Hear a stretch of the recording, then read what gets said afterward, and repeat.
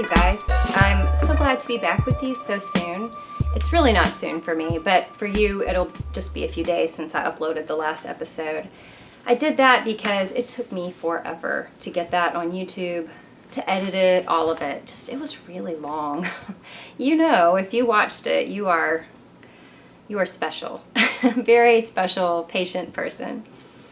But I wanted to go ahead and put this one out really quick because I want to do a giveaway for this pattern that you can see. I told you I wanted to finish my edge sweater and I was going to blast my AC so that I could wear it while I podcast, and that is exactly what I'm doing. My house is way cool. It's not normally this cool. In fact, my son and his friends, they all think it's like a sweat lodge, but I'm comfortable normally. But anyway, got the AC going so I could wear this for you guys. This is my edge sweater. You can see the cables. The cables are so great.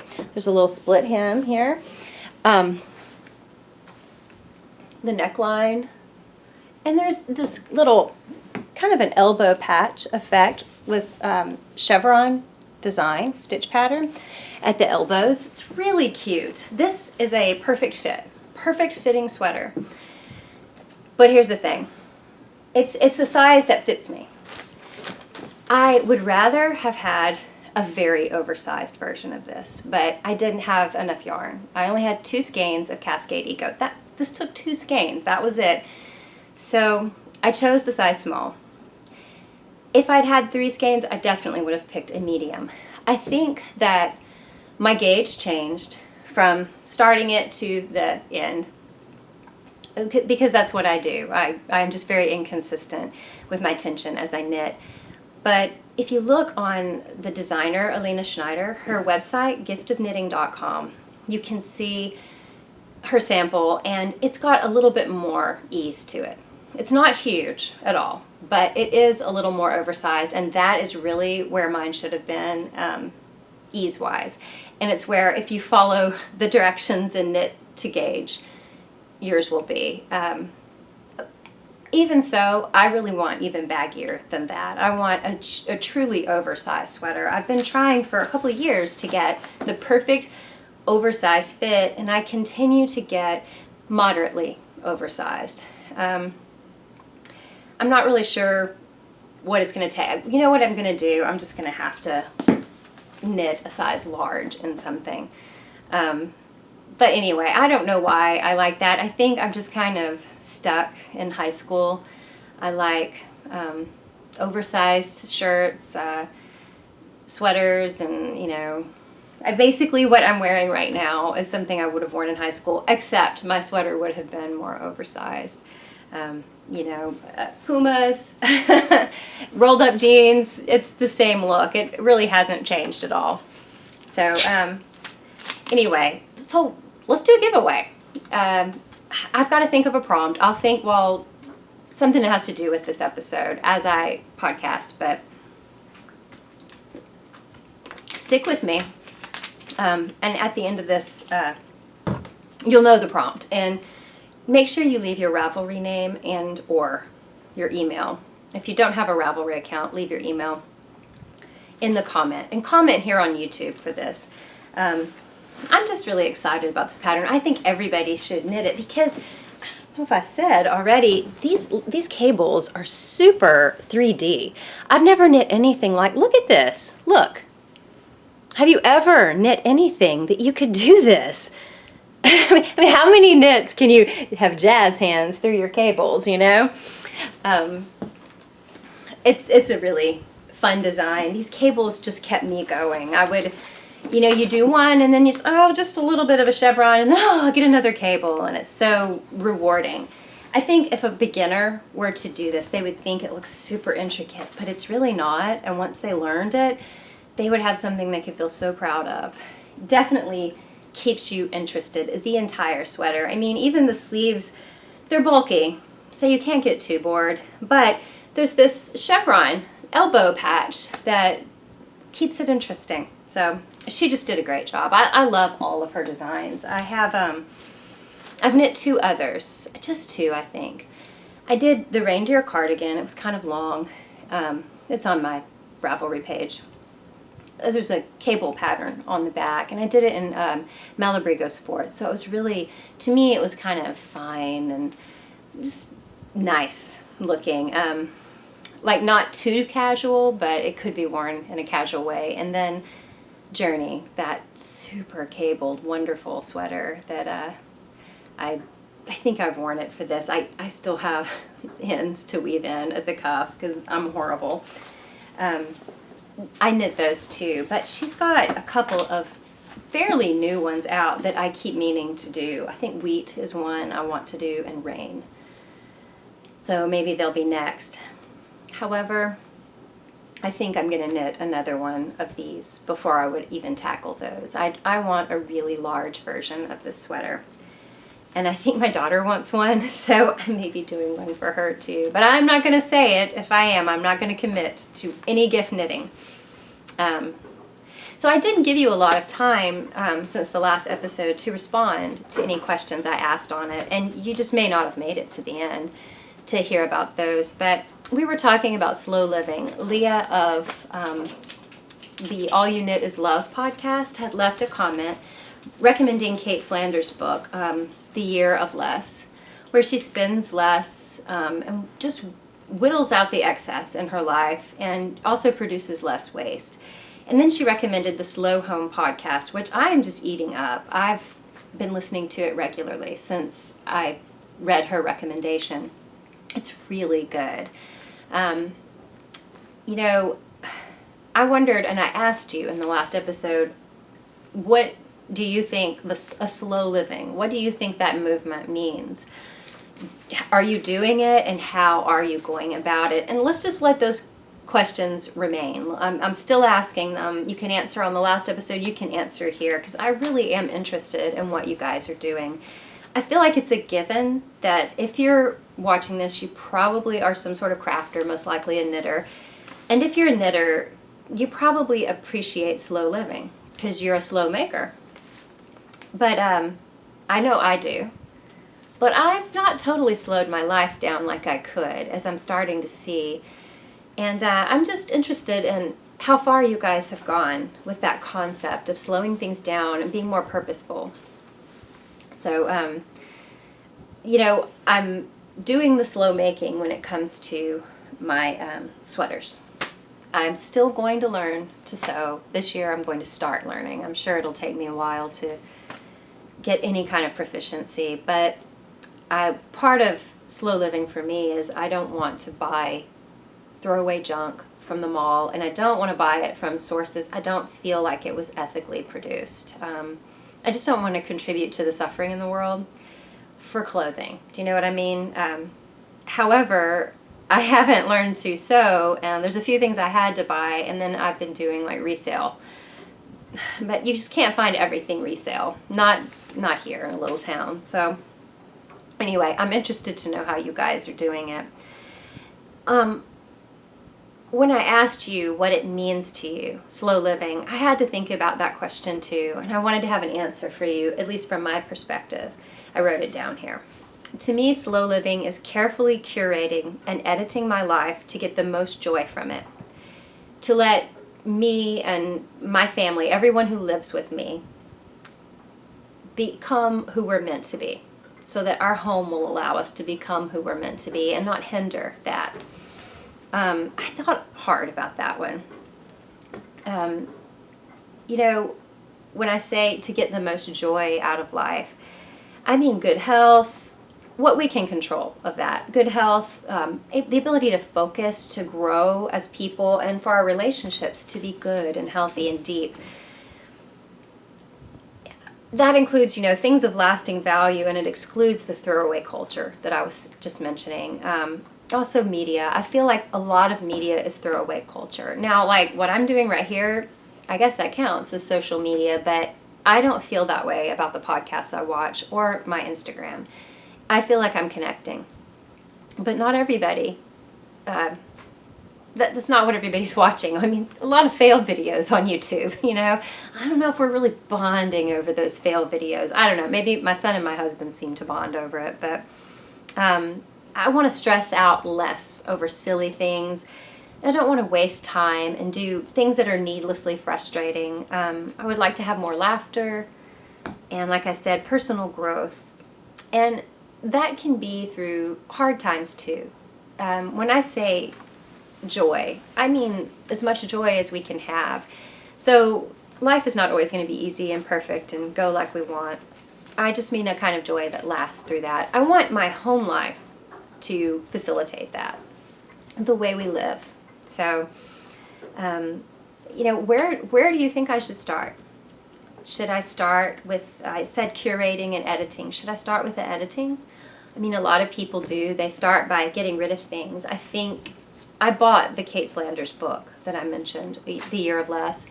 I bought it, but I haven't read it yet. I mean, I just got it yesterday. I can see, though, she's going to give away a lot of things. Maybe I should start with declutter. Because that clutter, it can kind of dampen your creativity or just your ability to think. I feel like I have no space to think. It's hard to breathe. I feel suffocated by clutter. And I don't really think my home is that bad. We live in a really tiny house. Every place we've ever lived before, clutter was just not a problem. This house is so small that it has become a problem. And then, I'll probably get into it more in a minute, but I inherited a lot of things. And now it's cluttered. It's very cluttered. So, the clutter had me feeling like, for over 2 years I've wanted to podcast, but I thought, well, no, I really can't justify a podcast when I have 100 years worth of family photos to scan and save. So I guess I'll just go scan photos for eternity. I put off a lot of things because I felt like guilty doing them while I had this stuff I needed to conquer. The photos were given to me all at once. I want to scan them, but it is a massive undertaking, and to do it at the right size, making it available to everyone. I needed my computer to be configured differently. Just a lot of things had to change. So I put things off. I don't want to do that anymore. Some things like that, they'll just have to be ongoing, but the clutter, it's in my head. A lot of times it's just to do. So as far as editing, maybe you're like me, there's things you need to just finish. If you just complete the project, a lot of the stuff will be gone. As far as works in progress, I have like 2 summer sweaters that I could finish. But I was just waiting till the weather got warmer to do it. And I've got some ongoing like blanket projects, but I don't have that many whips. I've gone ahead and ripped back a few that just weren't going to fit me. It was obvious that my body size changed. I think I've told you. And that really, to me, it was a short amount of time, in a course of a year or two. So much that I just was like, I'm just going to rip this back and wait till another day. So there's some whips I could work on, but we have house repair works in progress. We did all the stuff to our kitchen maybe 2 or 3 years ago, and we still don't have the Vinahood. We've just put off getting things, finishing it up. In our bathroom, everything was gutted, and my husband and I redid it. It's really cute. It's a super tiny bathroom, but it's really cute and old-fashioned. And yet the shelving we were going to do, he was going to custom make a door, like a folding frosted glass door for the shelf in there. And we've just put it off. We haven't finished it. It makes the room look more cluttered to have the shelf open. Anyway, we've already changed our mind about the shelving. We're going to do pipes and salvage wood, but that's like 4 years that project has remained undone. So I don't know. I have some things that I could stand to complete here at home. It would probably declutter some. What about you guys? I know that when things are more organized, it's easier to maintain your house. And then I have some things I just want to do. Like I've got my mother's piano. It needs to be tuned again. And I just need to do it. I need to play it. I need to prove its value here in my home. Use it.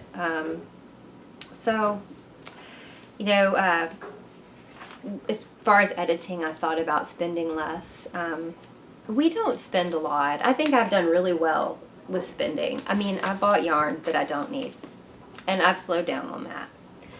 But in the past, I definitely have bought a lot of yarn I didn't need. I thought I would get to it quickly, but I just did not have the time to knit the last few years to go through it as fast as I thought I would. So other than that, though, I don't do a lot of shopping or spending.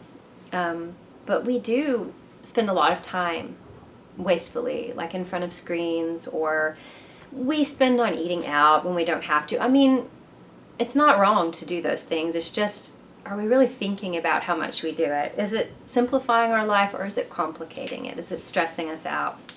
So, you know, that might be something we need to edit, or organizations that we're a part of. There was a time where I was part of too many things. Definitely needed to edit that.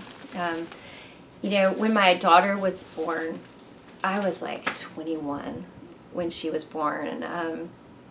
And we just had the slowest life ever, because it was just her and I all day, you know, home together. I was a stay-at-home mom, and that's what my husband and I both wanted me to do. And I didn't have a big social circle. My friends were all still in college or working, and they weren't married, and they certainly didn't have kids. So, you know, we just didn't have a lot in common, and kind of faded away from one another for the most part, most of my friends. And so I didn't have a big social circle, and we didn't have any money, you know. We were 21, 23, and with a baby, you know, but it was the best time in my life. I loved every little detail about the little rent house. We had the bottom floor, and I loved spending those days just slow, just with my daughter, you know. We had a little routine. We'd play this, we'd play outside, we'd go for walks. I had a jogging stroller, and I'd go for runs, and then we'd walk somewhere and play, and I loved it. Our life moved slowly. I read so many books during nap time, or while I would rock her, and she would cry, and you know, she had like a colicky allergy problem the first year of her life. So we spent so much time rocking her, and I would nurse her a lot because she was uncomfortable all the time. And boy, I just read so much, and I don't think I appreciated how slow and wonderful my life was, because, you know, I was only 21, 22. But after my son was born, we started to get a little busier.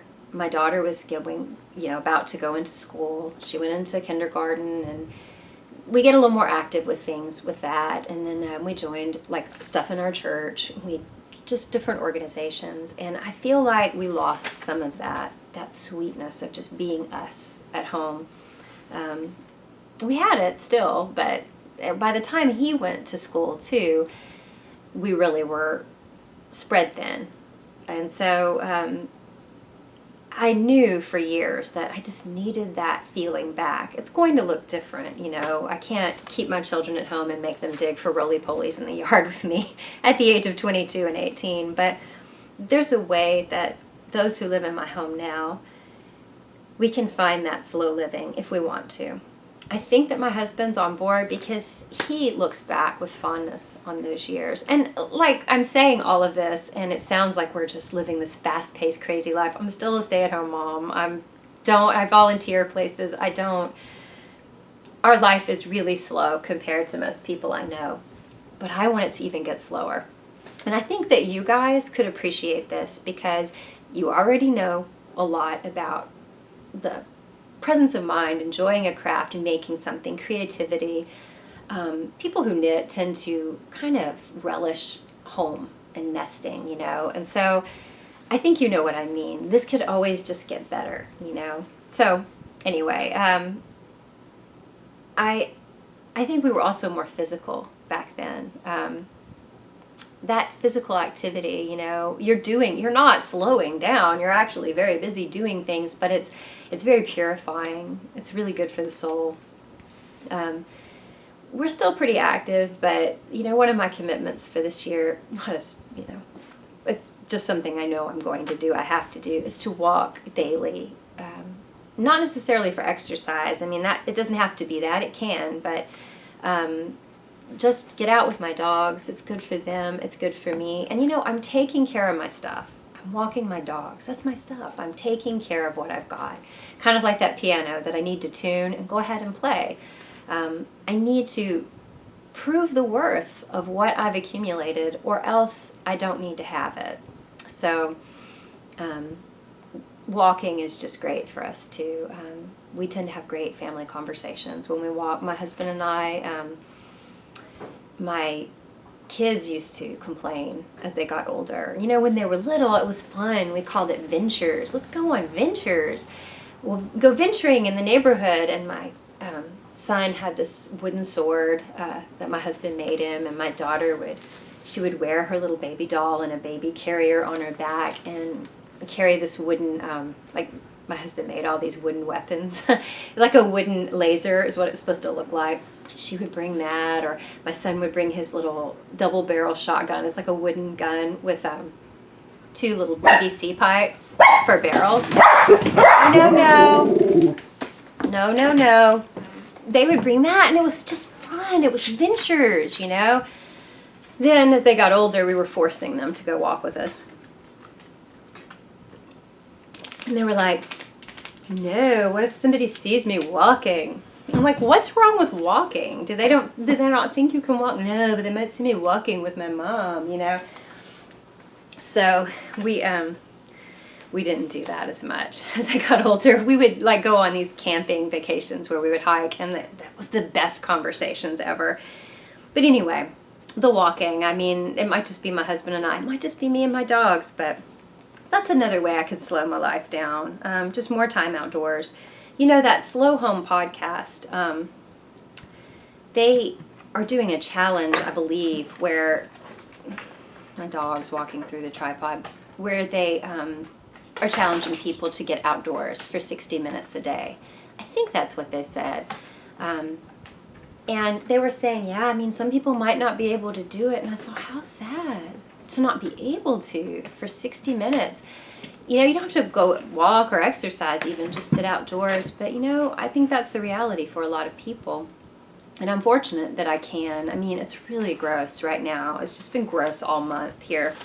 It's super humid and wet. And, yeah, it was really, but I can do it, you know. I have the ability. And it's really good for me. So, you know, I was just thinking about things I could edit, but then there's the adding things, curating things, and adding that extra, you know, time outdoors or movement, physical activity that's just kind of monotonous or more methodical and rhythmic, like knitting, you know, that's really good. Making time for yourself. I was thinking of things like stuff we've put off doing, maybe because, you know, we have this clutter in our mind, like, oh, I've got that project where I have to do such and such. I can't learn this skill or do this new thing.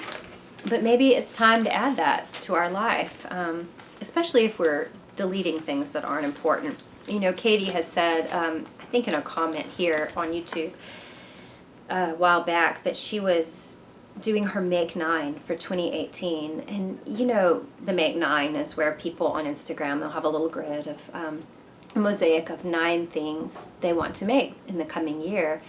Hers were knitting or sewing patterns that have been out for a while, that she's always said, oh, I want to do that, but never come through on it, never made it happen. And so this is the year she's going to do it, and she put it on Instagram for accountability, you know. She's going to make 9. She's already done at least one of them. It was the Chuck sweater. It was so cute. And that's something I've always wanted to do, is Chuck. So, yeah, that's something I would like. I have a lot of knitting books.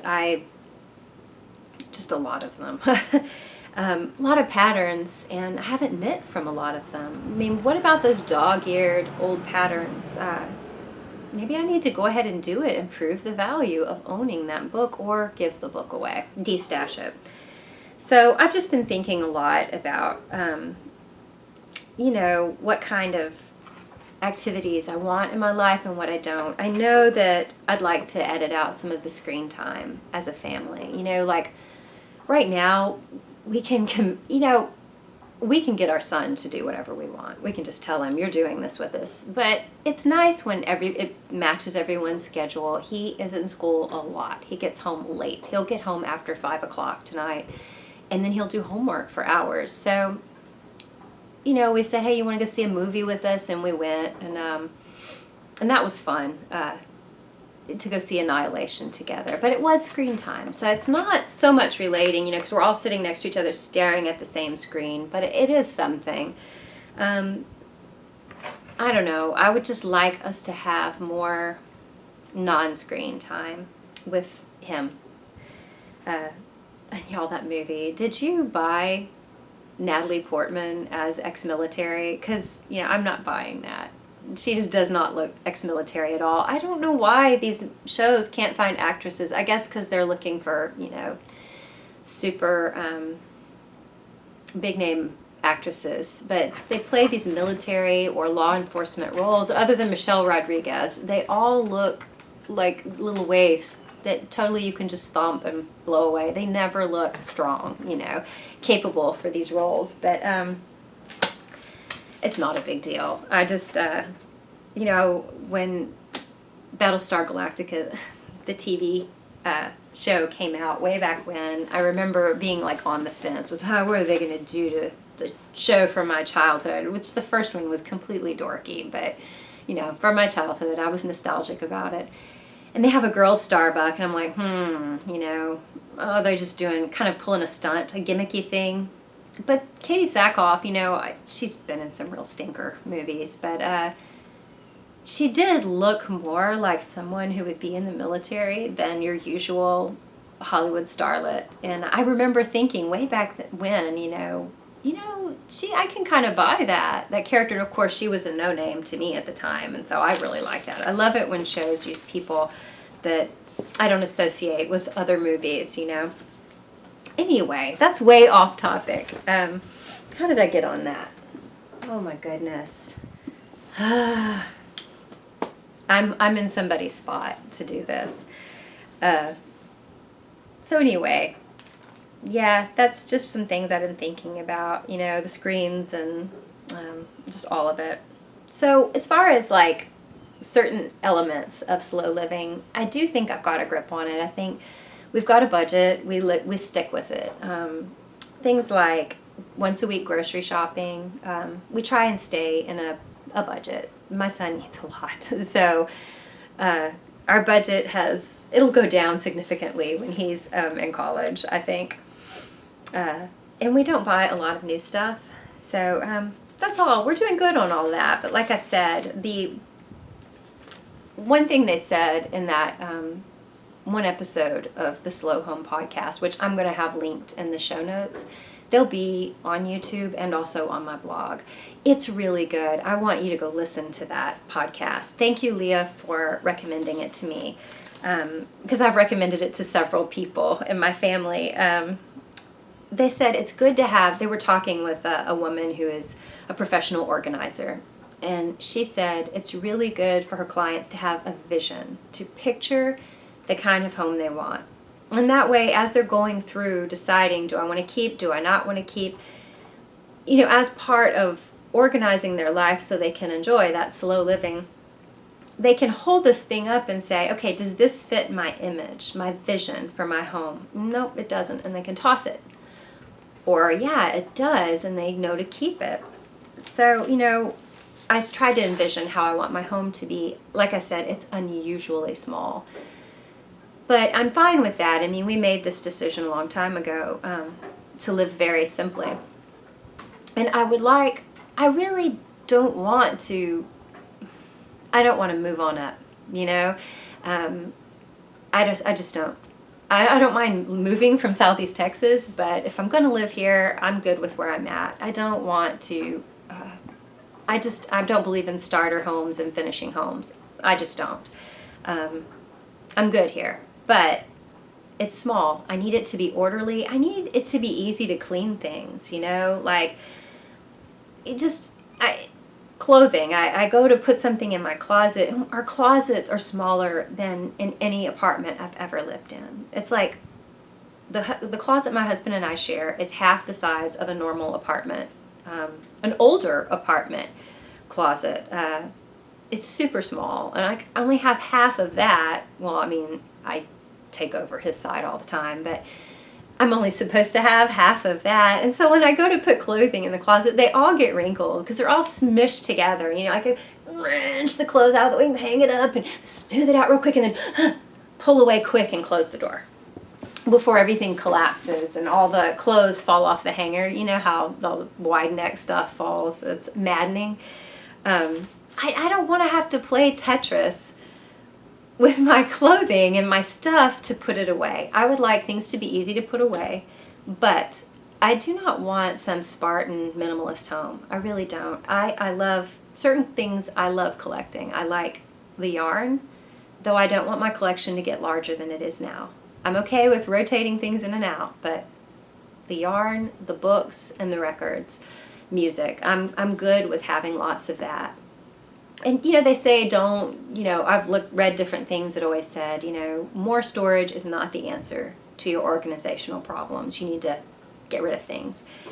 I really do think, though, a truly good bookcases in our living room would help.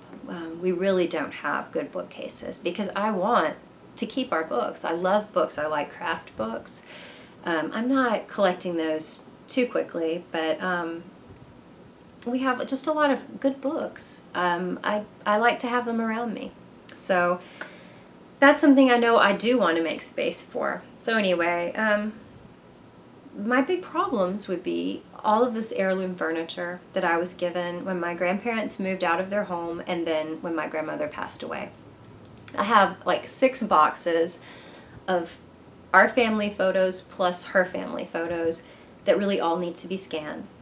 And once they're scanned, I don't have to keep all of those photos. You know, they can be given out to family members, and that's not a big space thing, but it's going to be until I'm done. And I can handle that.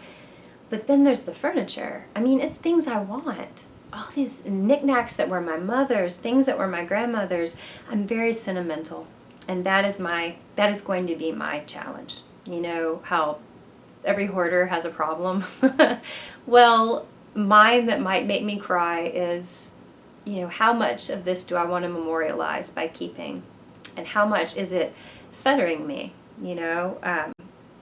Like I have a room right now and almost all the furniture is my grandmother's. And it's like wall-to-wall furniture. It's just almost all the way around. And I kept thinking, well, my daughter's going to move away and then we'll have that room to do this other stuff with. And my grandmother's furniture went in there and it looked okay. But now, you know, to really have a house that functions really well, I really need my son to go ahead and move out, and some of that furniture can go into his room. You know, I don't want our home to be a family furniture museum. I want people to be comfortable as we are right now. And if we can't live comfortably in it right now, then maybe something's got to give, and that's what I need to figure out. I have china of my own. I have my grandmother's. I have her crystal. I have her mother's crystal. I have a big stack of linens that my great-grandmother crocheted on or sewed. Really beautiful things. And I don't want to get rid of them. I love them. I have my grandmother's Afghans she gave me. So I just have some decisions to make. I have some soul searching to do. Anyway, those are kind of my issues, you know. What are yours? And then if I were to decide where do I start, I've got to pick the first thing. What is the first step I'm going to take in this process of slow living? I've decided it's going to be organization, but in that, what is going to be my first step? Let's let that be the prompt for the giveaway. On the YouTube comments, leave a comment saying what the first thing you need to do to start practicing slow living would be. Do you need to edit something from your life? What is it? Or add something? Maybe it doesn't have to be about organization or cleaning. It could just be about any of the things that we've discussed. But what is the first step you're going to take towards slow living? And if you're already doing slow living, I am to some degree, what's the next step you need to take? Leave that with your Ravelry name. If you're not on Ravelry, then with your email name, and that way I'll know you're entering the giveaway for the sweater pattern, the edge. So I'm really interested to hear what you guys have to say, and I hope I get some comments. And I don't get many comments, so your chances for winning the sweater are really good. So anyway, I had a quote from William Morris that I read on Pinterest because I'm so deep. It is, have nothing in your home that you don't know to be useful or believe to be beautiful. That's a pretty good way to sum this up. You have to know it's useful and believe it to be beautiful. So that's what I want to do. You know, and I didn't even mention clothing. I said my closet's crammed, but I have my size has changed over the last couple of years, so I've got excess clothing in a thing in the garage, you know, just in case. Well, what if I go back to that size, you know? I'm kind of not, my body kind of freaked out and I don't know what's next. So I've just got a lot to go through. I've got a lot of soul searching to do about things in my life. And if I'm not using it, I just need to give it away. Definitely. So, I wanted to show y'all something. Well, first of all, I don't know where I put it. I got some yarn from, not Iceland, from Peru. It's not like super special, but I've been to Peru 3 times in the mountains with sheep, goats, alpaca all around me and never brought home yarn. This time I go to the jungle and I see yarn in the airport and I bought 2 skeins. It's just alpaca, but I don't have it. It's soul alpaca. I need some. I'm gonna go get it. Well, shoot, I can't find it. See, we're talking about clutter. It's not that I have so many places for 2 skeins of yarn to hide. It's like I'm losing my mind. This year, senior year, it's my last senior year. It has been it's just been hard. I don't think I was prepared for the amount of activity. And another thing I could edit once this year is over is some of the organizations I'm in, like soccer mom stuff. I did it for the scholarship money for my son, and it was a good thing. And I want him to get the award. He's been part of the program for 4 years, but man, just this little fundraiser, that little fundraiser, the whole year, every time I say senior year, I hear senior year, oh senior year in my head. It's just been like work the whole year, but maybe I'll put in a picture of the yarn. It's just a bulky kind of robin's egg blue alpaca, and I was going to ask you guys for some recommendations of things to do with it. It's about 200 meters, and so, you know, it's enough for maybe a shawl or a scarf, and I was thinking a shawl. I feel like a scarf might kind of stretch out and get all, I don't know. I've never knit anything with completely 100% alpaca except a hat for my husband.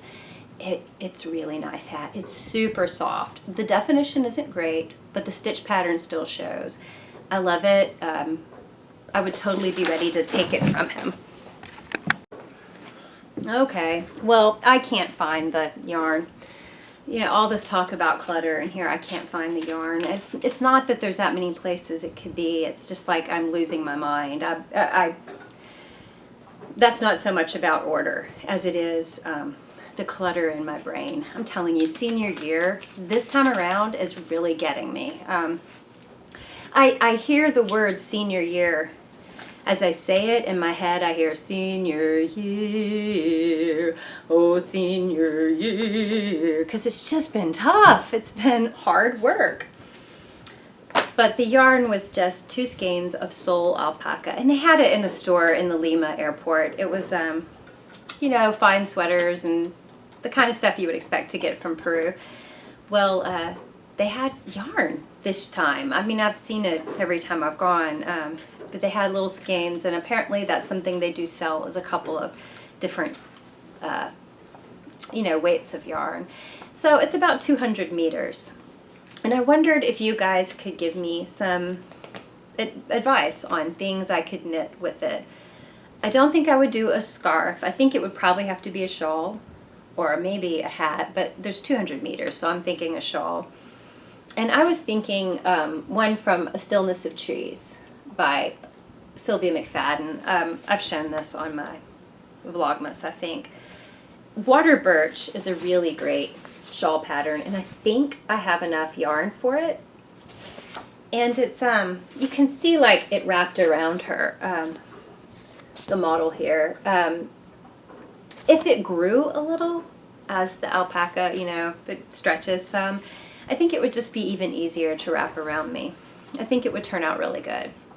It's compact enough that if it grew, I think it would not be overwhelming.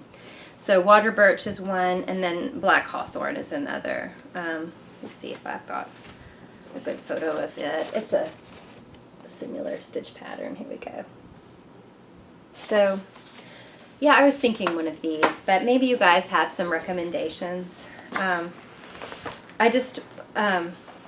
not going to do it anytime soon. What I have in my head is I need a good oversized sweater for when I go to Iceland. I think I said this already. Something I can layer up under. And I've got some ideas. I was thinking I would just go ahead and wing it and make some very simple 4 rectangles, drop shoulder sweater, you know, rectangle for the front, rectangle for the back, and rectangular sleeves, you know, but probably I would knit the sleeves seamlessly, picking up stitches. But then Joji Locatelli came out with her Easy One pattern, and I like knitting from patterns. I'm eventually going to try something on my own just for the creativity of it, but I like designers that I'm used to. Gotta blow the dog hair off the screen. Here is her fingering weight, the Easy One. And that is the fit I'm looking for. Big, like that. Like, it could easily have layers under it. I would probably knit the bulky version, but use worsted, because I have a lot of Patton's Classic. I think I have enough that I could do an extra large, like go up a size on the bulky, since I would be using worsted weight, and I think it would average out. And I'm just going to have to make sure it's truly oversized this time. But I think it would be easy to tell if it's knit bottom up. I mean, you just hold it up to you and you can tell if it's bulky. That's one I was thinking about. Another one is Humulus by Isabel Kramer. Yeah, I just love this. But now I would want it bigger than she's got it here. I would want the body to be, the sleeves a little more room for layering, and the body to be longer, definitely. Because I'll probably just be wearing leggings, since I can only carry like 22 pounds carry on with me. So another one I kind of thought I might do, let's see if it's here. I think it was Tray Stuff from Lane magazine, but I'm not sure about that. You know, I don't have the yarn for it, and I would have to purchase yarn and buy quite a bit to make this oversized. But it is a beautiful pattern by Jennifer Steingass, I guess is how you say her name. You know who she is, because she's got all these great colorwork yokes coming out. They're just wonderful. Do you guys love this magazine? I love all the patterns in it. She has another one. I can't think of the name. Birkin, yeah, that she did maybe in the first issue of Lane, and that's another nice one. But I don't think I would want to make that super oversized. Speaking of colorwork yokes, I love in the new pom-pom, that yoke. It's an Isabel Kramer pattern. Durumi, isn't that awesome? It's so cute. You know, and okay, we're talking about colorwork yokes. I don't think I would make this one oversized either. But have you guys looked at the patterns in Knit Picks Encircled collection? You can get it digitally, but the print books were really cheap on sale, and I got them because there's several really great patterns in here. I told you I'm a pattern hoarder, but I don't even feel bad about that. I got it for this one Courtney Spainhower pattern that every time I look at it, it just takes my breath away. Boy, a non-knitter would really roll their eyes at that. Am I saying that? Here we go. But look at this. Have you seen anything? Look, I mean, look at this. Isn't it beautiful? I don't think I've ever seen a yoke so beautiful. It's the Bistort Pullover. It requires 4 colors. Yeah. And I went ahead, and because I got this on sale, and I kept thinking, well, I don't have yarn that works for this. It's fingering, or it's sport weight. I got some, I wanted to try Cloudborne. You know, Craftsy has gone to selling just Cloudborne, and I'm on the fence about that because I really liked their sales on everything else. They still have some things like Cascade, but mostly they're Cloudborne. But I thought I would try it, and I got colors very similar to this palette. Whereas this is a dark navy, I believe. I think black is what I could find, or charcoal gray, but it's really similar colors. I think it's just beautiful. So yes, and then like there's this braid, this little braid that runs around the neckline. It's just so clever. She's got so many great patterns. That Quill's Arrow shawl I said I wanted to knit, that's still, I have Brooklyn tweed for it. That needs to happen. But right now I'm just kind of, my mind is set on the oversized sweater. You know, and I said, I think I said earlier that I tend to dress like I did in high school, you know, and I'm kind of stuck there with the oversized sweaters and all. And I got this Knit Scene magazine, you've probably seen it, the 90s called They Want Their Sweaters Back. It's got a 90s collection in it, and I was like, oh, well, I've got to get that. Because, you know, I graduated in the 90s, and like, you know, they have this layout that looks like some sort of teen magazine from the 90s. It was kind of funny. I mean, I guess there's like Saved by the Bell people. I didn't ever watch Saved by the Bell, but it just says things like, this picture of Tori Spelling. It says, Tori Spelling, more like Tori Spellbinding. You know, that is so cheesy, and it's just like magazines and the Times, you know. But anyway, there's some really cute patterns that are super nostalgic for me. This one, I never wore something like this in high school, but once I graduated, I did. With a, you know, Army surplus kilt is what that makes me think of. And then this one, this makes me think of that Björk sweater on her debut album, you know. It wasn't a crop sweater, I don't think, but, you know, it's got her like this and that fuzzy, filmy mohair sweater. I always thought that was so cool back when that album came out, and ever since then I've thought, since I could knit, I need to knit a sweater like Björk's sweater. There's others that are very 90s in style. A lot of cropped stuff. But this one is something so like we wore in school.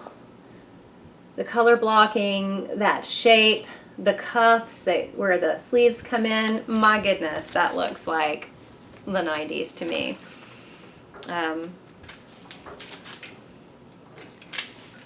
Let me show you one more. I definitely want to make this. This one I think I'm really going to make. That just so looks like exactly what I loved. I always wore striped shirts with my rolled up jeans. I loved it. I may not wear it with my fishnets, but I think I'll definitely knit the sweater. Oh, and this, look at this. This is so Delia's. Do you remember Delia's catalog? I was like in my early 20s when that was big. And even though I was like a married woman with a child, I still like the Delia's catalog. It really catered to young girls, though. This thermal is pretty cool. I don't know that I like the A-line shape, but I love if it was just oversized, boxy with the thinner sleeves. That texture is wonderful. So anyway, this is a really cute collection. I've often thought if I were to be a designer, not that I have any designs on that, but if I were, I'd probably just knit things that are nostalgic for me, 90s era type things, or just things that made me nostalgic, and that is what this collection did for me. I thought it was cute. I enjoyed looking through it. So I guess that's all I have to show you guys. Oh no, I can show you my knitting progress. I'm actually done with the body, pretty much, of my Weekender by Andrea Mowry. It's kind of a mess of string because, you know, the shoulders are tied off. But here's the body. It looks like a giant rectangle, which maybe I finally achieved my super oversized sweater. So we have the little slip stitch seam down the front. Here's the neckline, and then the shoulders will be bound together, and then I'll start the sleeves tonight, and I can't wait. I need to go to the grocery store, but we've had so much going on this week that my husband said he would go on his way home from work if I give him a list, and I might let him. It's really nice of him, so that I can maybe knit on my sleeves. We've been watching, I wanted to show you this. We've been watching 30-something together. You know, talk about the 90s. This show was big, and 87 it says. I didn't know it was that, but I knew it was on when I was in high school. So I guess it was ending when I was in high school. I just remember this show was such a big deal. And we watched a couple of episodes, and it was what I thought it would be like. My husband's like, I don't know. I was like, what? And he said, well, I thought it would be like This Is Us, but these people are kind of whiny. I'm like, yeah, they're whiny. That was the big critique of 30-something when I was in high school. I remember people saying it's just a bunch of whiny yuppies, you know? But somewhere amidst all the whining, there's real human drama, you know? And it's dated, but it's still, I like it. It's sweet. And that theme song, you know, so emotive. So I guess I covered everything I wanted to. And we're going to have that giveaway, and you know your prompt. Leave your Ravelry name or your email here in the YouTube comments, and you have a good chance of winning. A really good chance. And the next episode I have, like right before I put it out, right before I record it, I will look at it'll be, you know, basically in a week. I'll look through the comments and randomly draw. You know, I'll just do a random number generator. So, but also, even if you're not commenting on that, anything you have to say about anything discussed in this episode, especially all that slow living stuff, please say it. I would love to hear your feedback. Guys, I really appreciate you indulging me in this conversation. I hope you have a good week. Happy slow knitting, slow living. Bye. You know, when we went to see Annihilation, it was an okay movie, you know, but, I mean, it was okay.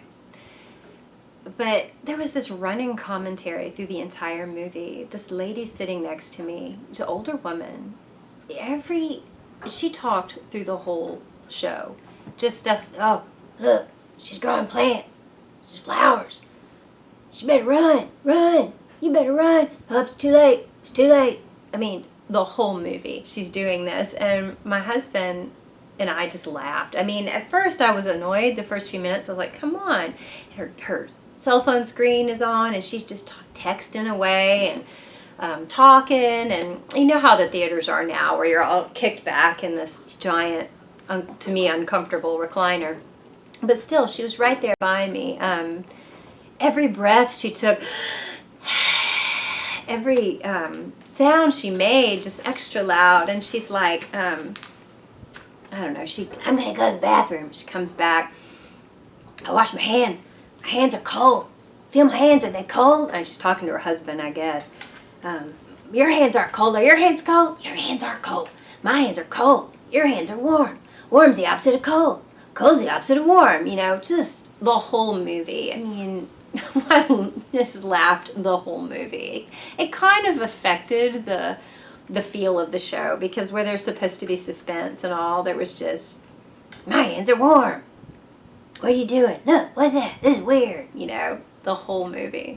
It was like a kid who, you know, everything they do it big. They don't think about their impact on anyone else. It's just all them, you know. The world revolves around them. That's what it made me think of. Oh, it was funny. Anyway, so yeah, I mean, I had fun watching Annihilation.